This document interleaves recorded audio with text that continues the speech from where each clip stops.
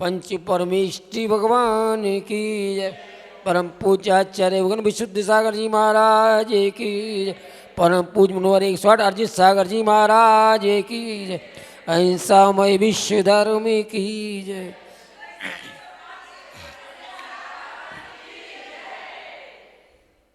बहुबंधु, हम सभी 25 क्रियाओं के बारे में महाराज जी से प्रवचन में सुन रहे हैं। शेष बची क्रियाओं के बारे में भी जानेंगे। लेकिन ये क्रिया किसकी है और किसके लिए है, किसे करना चाहिए, कैसे संभलना चाहिए, ये भी तो जानो। मैं हूँ कौन?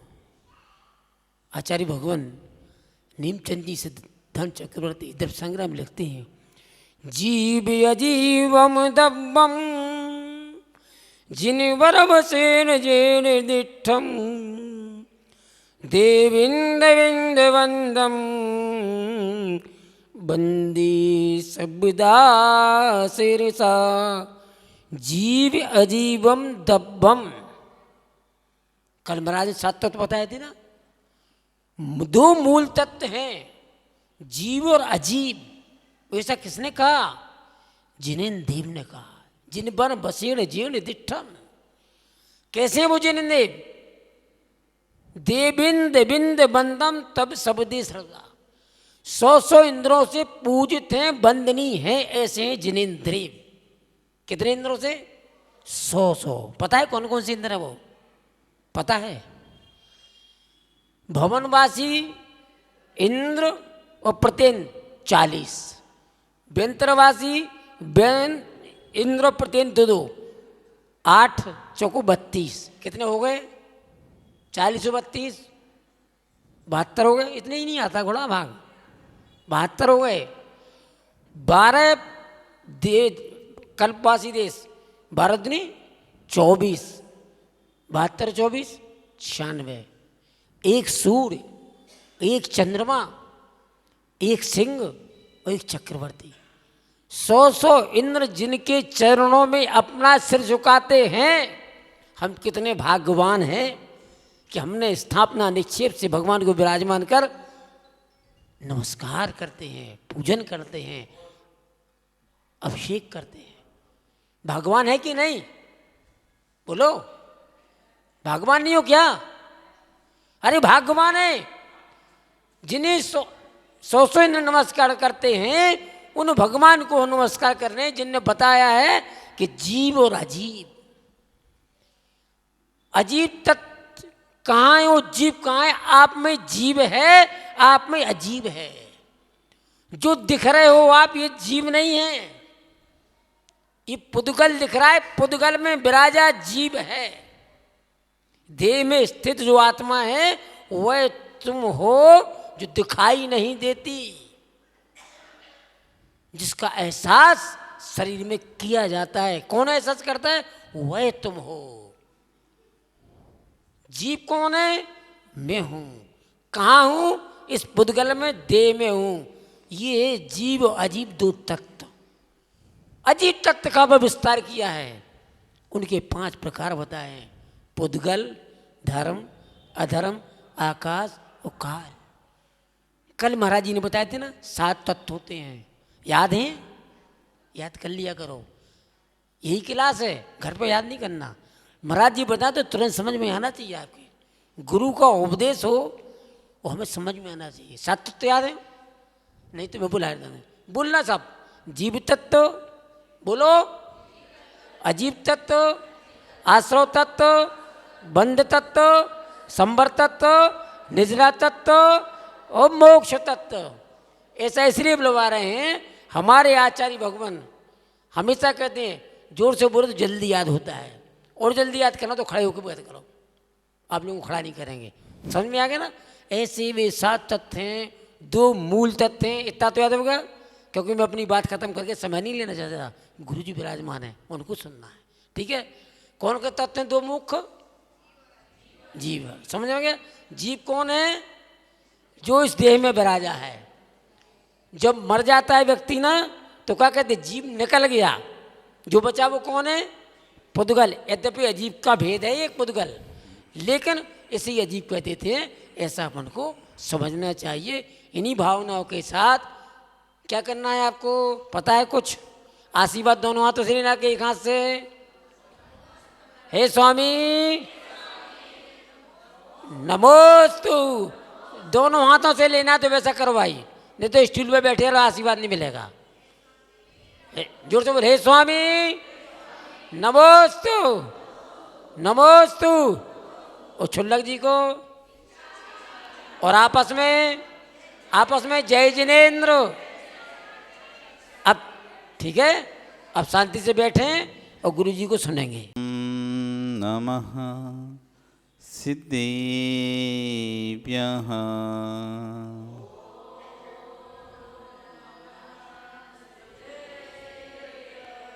ॐ नमः सिद्धेभ्यः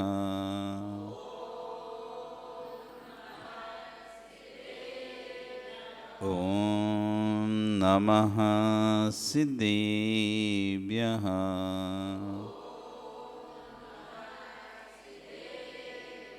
तेरी अड़ी मोक्ष मार्गस्य नेतारं भेतारं कर्मभूव्रतां ज्ञातारं विश्वतत्त्वानां वन्देः तद्गुणलब्धः वन्देः तद्गुणलब्धः वन्देः तद्गुण। नमो अरिहन्ताणं नमो सिद्धाणं नमो आयर्याणं नमो वज्रायाणं नमो लोये सव्यसा। बोले अनंत अनंत से परमेष्ठी भगवानी की, आदिरम आदिनाथ भगवानी की, वर्तमान शासने महावीर भगवानी की, आचार्य श्री 108 उमा स्वामी महाराज जी की, आचार्य गुरु श्री 108 विश्व सागर जी महाराज जी की, अहिंसा में विश्व धर्म की।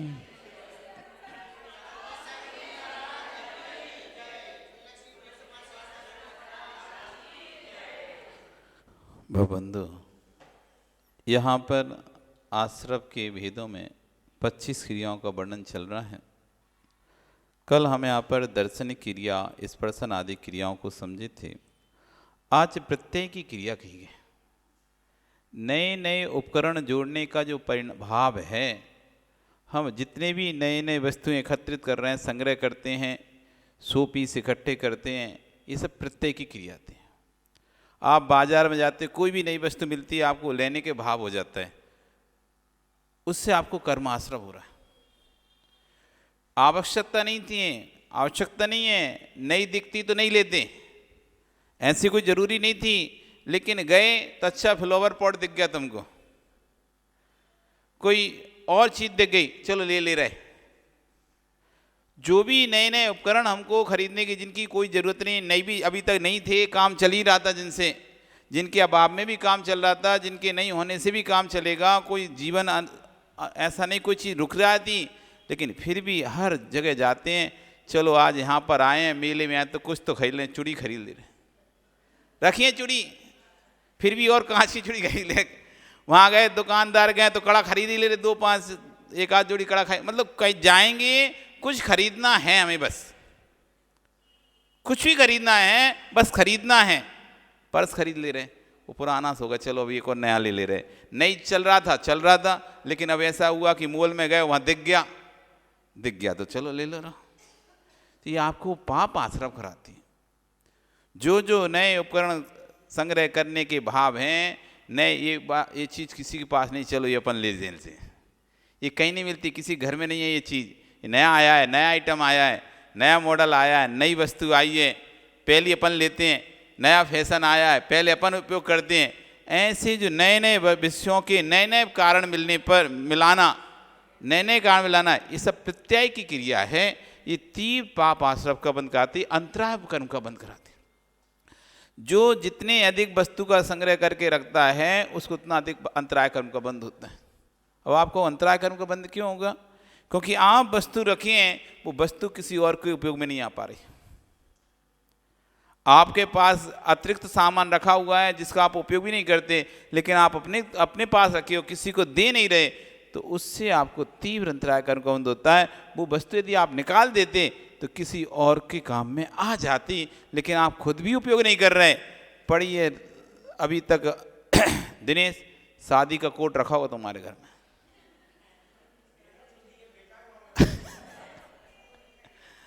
भले वो पहनना नहीं हो, पहनना ना हो, तब भी अभी तक संभाल के रखे हो। बहुत सारे ऐसे सामग्रियां हैं जो अब कभी उपयोग भी नहीं करना, तब भी हम संभाल के रखे हैं। यह आपको अंतराय कर्म का बंद करा रहे हैं। नवीन नवीन वस्तुएं जोड़ना और पुरानी वस्तुएं संग्रहित करके रखते जाना, पुरानी वस्तु संग्रहित करके जाना और नया नया जोड़ते जाना, नया जोड़ना। आप पहले अपनी पुरानी साड़ियाँ तो निकाल दो, नया खरीदने के लिए तो इच्छा रहती है, लेकिन पुराना देने की इच्छा नहीं होती। काम आएगा, कब काम आएगा? पोंछा करने में काम आ जाएगा, छन्ने बनाने में काम आ जाएगा। कपड़ा, यहाँ तक तो लोग आटे के ऊपर डालने के लिए साड़ियों को काट के डाल लेते हैं।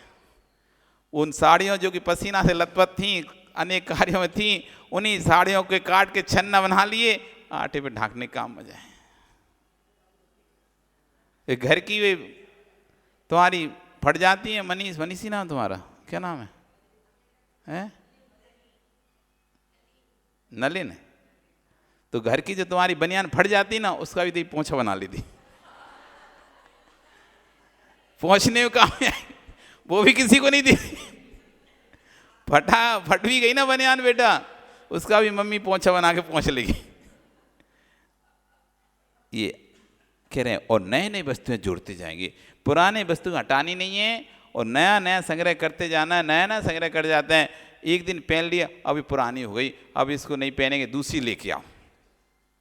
एक फंक्शन में पहन ली साड़ी, अब दूसरे फंक्शन में नहीं पहनेंगे उसे, दूसरे फंक्शन के लिए अलग से लेके आओ, मेहंदी की अलग से लेके आओ, हल्दी की अलग से लेके आओ, महिला संगीत की अलग से लेके आओ, फेरे की अलग से लेके आओ, विदाई की अलग से लेके आओ, शादी की अलग से लेके आओ। मतलब हर जगह की साड़ी आपकी एक एक चाहिए।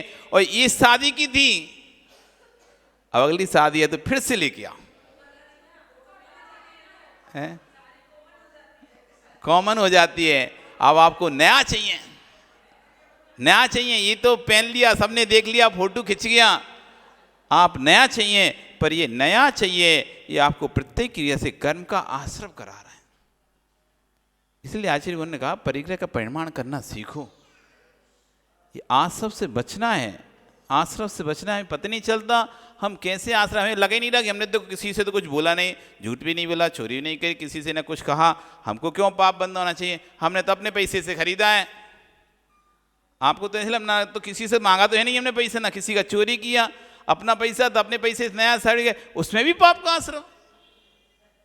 हाँ, उसमें भी पाप का आश्रव, क्योंकि वस्तु आपके पास है पर्याप्त, लेकिन फिर भी नए नए खरीदने की जो भाव आ रहे हैं, नया नया संग्रह करने का भाव आ रहे हैं।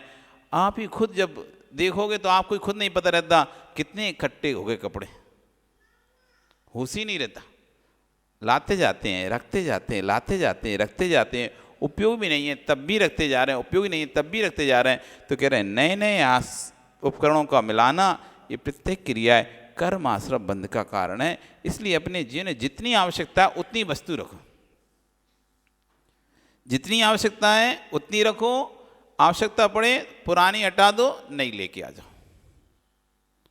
पुरानी हटा दो पहले और फिर नया लेके आ जाओ।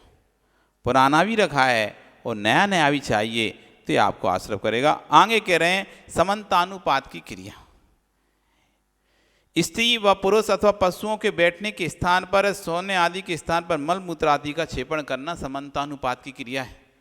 आप कहीं गए, घूमने फिरने गए, और आप ओट देखते हो, यदि आपको टॉयलेट आदि नहीं दिखे तो आप ओट देखते, ओट तो आपको दिखा कि कोई एक गाय का वो है, कुटिया है, गाय जहाँ पर बनती हैं, बैल भैंस बनते हैं, ओट दिखी आपको, वहीं जाके आप लघु शंकर दीर्घशंकर करके आ गए, घूमने गए। मतलब आपको पता है इसमें भी आपको आश्रव हो गया। बैठने का स्थान था लोगों के, उस बैठने के स्थान पर आपने लघु शंका कर दी, कोई नहीं देख रहा, अंधेरा है, कोई नहीं देख रहा, चलो वहीं पे लघु शंका करके आ गए। इस समानतानुपात की क्रिया कराए। आप स्त्री पुरुष के बैठने के स्थान पर या पशुओं के बैठने के स्थान पर जो स्थान बना दिए जाते हैं ना, गायों के बैठने के स्थान बने रहते हैं, अपन को समझ में आता है यहाँ पर गाय बैठती है, भले पूरे में जंगल में वो स्थान साफ अलग समझ में आता है, ये गायों का बैठने का स्थान है, जीवों के बैठने का स्थान है, वहाँ पर आदि आप मलमूत्र क्षेपण कर आते हो, तो यह समानतानुपात की क्रिया पाप आश्रम का बंध का कारण है। वो आपको पता नहीं चला। आप तो कई बार ऐसा होता है, यात्रा में जाते हैं, शिखर जी की यात्रा में भी जाते हैं, कहीं भी जाते हैं, तो बीच में लघु शंका लग जाती है, चढ़ते चढ़ते चलते चलते तो ओट देखते हैं, आड़ देखते हैं, किसी झुपड़िया के पीछे या कहीं भी, या किसी झुपड़िया खाली दिखी तो उसमें जाके कर जाते हैं। ये समानतानुपात की क्रिया चल रही है। ऐसे स्थानों पर मल मूत्र क्षेपण नहीं करना जहाँ किसी का आंगन हो, किसी का स्थान हो, कोई पशुओं का रहने का स्थान हो, ऐसे स्थानों पर जहाँ पर वो बैठते हों, सोते हों, ऐसे मल मूत्र क्षेपण नहीं करना। यदि करते हैं तो संबंधानुपात नाम की क्रिया से आपको पाप का आश्रय होता है। आगे कह रहे हैं अनाभोग की क्रिया, जो कि बहुत होती है। सुबह से लेकर शाम तक आप ये क्रिया करते हैं, बिना देखे बिना सोती हुई भीड़ पर उठना और बैठना। आप मंदिर आए, आप बैठ गए, आपने नीचे देखा ही नहीं कि जीव तो नहीं चल रहे थे, उसमें कोई चीटी आदि कोई जीव तो नहीं चल रहा था, आप आए सीधा बैठ गए। ये अनाभोग की क्रिया है। बिना देख घर में गए और सीधे गए और बिस्तर पर जाके धड़ाम से गिर गए, सो गए। आपने एक बार भी चद्दर उठाकर नहीं देखा कि चद्दर के नीचे कोई जीव तो नहीं घुस गया। एक बार भी तकिया टाके नहीं देखा कि तकिया के नीचे कोई छिपकली आदि तो नहीं घुस गई, कॉकरोच आदि तो नहीं बैठ गया नीचे। आप तो सीधा गए और जाके उस पर अपना सिर रखा, और कुछ होगा दब के मर भी सकता है। ये अनाभोग की क्रिया जो हम बिना देखे करते हैं। कोई भी सामान कहीं फेंक दिया, टॉबिल ली ऐसी फेंक दी, तुमने पहुँचा, हाथ पैर पहुँचे और टॉबिल को लिया ऐसा जोर से फेंक दिया, कपड़े लिए उतारे और ऐसे सोफे फेंक दिए या पलंग पे फेंक दिए या कहीं भी फेंक दिए। ये अनाभोग की क्रिया, बिना देखे वस्तुओं को रखना। आप सुबह से लेकर शाम तक इधर जूते उतारे ऐसे फेंके, मोजे उतारे उधर फेंके, कपड़े उतारे उधर फेंके, चारों तरफ आपने कपड़े फैला के पटक दिए, निकाला अलमारी से निकाल रहे थे और निकाल के वहाँ पटकते जा रहे थे, निकाल के पटकते, देखे नहीं जहाँ रख रहे वहाँ कोई जीव तो नहीं है। यह अनाभोग की क्रिया चले। उठा के पटकना सीधा, बिना देखे किसी भी स्थान पर कोई भी सामान यदि आप रखते रहे हो और उस स्थान को आपने देखा नहीं अपनी आंखों से, तो आपको पाप, चाहे वहां पर जीव मरे चाहे नहीं मरे, मरदु आवा जीवदु आवा, अयाचार से हिंसा, चाहे जीव मरे चाहे नहीं मरे, तुमने यत्न पूर्वक नहीं रखना, अयत्न पूर्वक कार्य किया है, नियम से हिंसा का पाप लगेगा, आश्रय होगा, हिंसा संबंधी आश्रय होगा। इसलिए कोई भी वस्तु कहीं भी रखें, कहीं भी उठाएं, कहीं भी धरें, एक बार देख लेना चाहिए, एक बार देखना चाहिए। चाहे आप अपने भोजन के बर्तन हो, उनको भी एक बार आपको देखना चाहिए। आप सीधा उठाते गिलास और डूबते और पानी भर के पी लेते हो सकता है उसके अंदर जीव बैठा हो। आप सीधी उठाई बोतल भरा और पीना शुरू कर देते हो, आप देखते नहीं, हो सकता उसके अंदर जीव घुस सकता है, पहुंच सकता है। बहुत सारी हमारे घर में उपयोग की चीज़ें, सीधा आपने जो था पानी उसमें भरा और ऐसे पी लिया, आप देखे नहीं कि क्या पानी में कुछ गिर तो नहीं गया था। यह अनाभोग की क्रिया हो रही है। बिना देखे बिना सुधे वस्तु का उपयोग कर रहे हैं, हम भोजन भी कर रहे हैं तो उसको देख नहीं रहे, बस खाते चले जा रहे हैं। क्या खा रहे हैं क्या नहीं खा रहे हैं कोई पता नहीं है, क्या मुंह में अंदर चला गया। वो टीवी देख रहे हैं, मोबाइल देख रहे हैं, मोबाइल चला रहे हैं, टीवी चला रहे हैं, उसी को देखते देखते खाते जा रहे हैं, खाते जा रहे हैं। अब चाहे कीड़ा भी मुंह में घुस जाए तो तुम्हें तो इलायची लगेगी,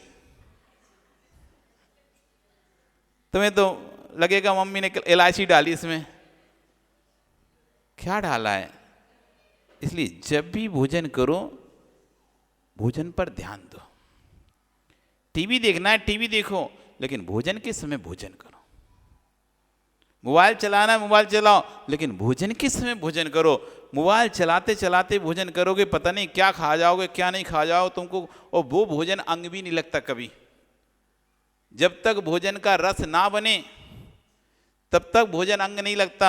आप जो सीधे सीधे खा जाते हो, निगल जाते हो ग्रास देखते देखते, अंग नहीं लगता। भोजन को उपयोग लेना पड़ता है, पहले हमें उस भोजन पे, हमें भोजन पर उपयोग ले जाना पड़ता है, फिर उसका बुद्धिपूर्वक रस लेना पड़ता है, अच्छे से चबाना पड़ता है, तब जाके वो भोजन अंग लगता है। या पता नहीं क्या खा गए, देखते देखते स्वाद ही नहीं किसी का पता, पूछा भी बाद में कैसा लगा, क्या क्या कैसा लगा, क्या पूछ रहे, वो तो खा लिया, पता नहीं कैसा था, हम तो खा गए, हम ध्यान ही नहीं दिए। तो उस शरीर को भी अंग नहीं लगता। इसलिए अनाभोग की क्रिया भी है कि भैया देखभाल का काम करो, कोई भी काम करो, घर गृहस्थी के कितने भी बहुत सारे काम रहते हैं, सुबह से लेके शाम तक। कोचिंग जाते, कोचिंग से आया, उठा के बैग ऐसे ही फेंक दिया, देखे नहीं कि जहाँ फेंक रहे हैं वहाँ कोई जीव तो नहीं था। यह अनाभोग की क्रिया है। इसलिए अपने यदि थोड़ा पाप से आप बच सकते हो, जरूरी नहीं उसके लिए आपको कोई नियम लेना पड़ेगा पाप से बचने के लिए। आप अपनी दैनिक जीवन में ही इन चीज़ों को ध्यान रखें कि हम कोई वस्तु उठाएंगे, रखेंगे, एक बार अपनी आंखों से देख लेंगे, जहाँ भी हमको रखना है वहाँ पर देख लेंगे, यहाँ पर आराम से उस चीज़ को रख देंगे, फेंकेंगे नहीं। जो फेंकने की आदत है, कपड़े फेंकने की, सामान फेंकने की आदत है, छोड़ देने की आदत है, बिना देखे कहीं भी कुछ भी पटकने की आदत है, उसको दिया आपने देख के कर दिया भाई पुण्य भूत हो जाएगा, और बिना देखे कर रहे भाई पाप भूत हो जाएगा। अब ना इसमें कोई छोड़ना था, ना कोई नियम लेना था, करना क्या था, बस देख के यहाँ पे रख दिया, यत्न पूर्वक किया। और अयत्न पूर्वक कर रहे वही काम, सो अदाचार से हिंसा कर्म का दोष लग रहा है। इसलिए यहाँ पर कहा अनाभोग की क्रिया ये बहुत ज़्यादा श्रावक के द्वारा होती है। तो अनाभोग की क्रिया से सांप्रदायिक आश्रव होता है, इससे बचना है तो आपको देखभाल कर वस्तु का उपयोग करना पड़ेगा। आपका समय कल फिर आओगे, पर आ रही तो फिर जल्दी आना, तो अपन और ज़्यादा सुनेंगे। बोली भगवान महावीर स्वामी की।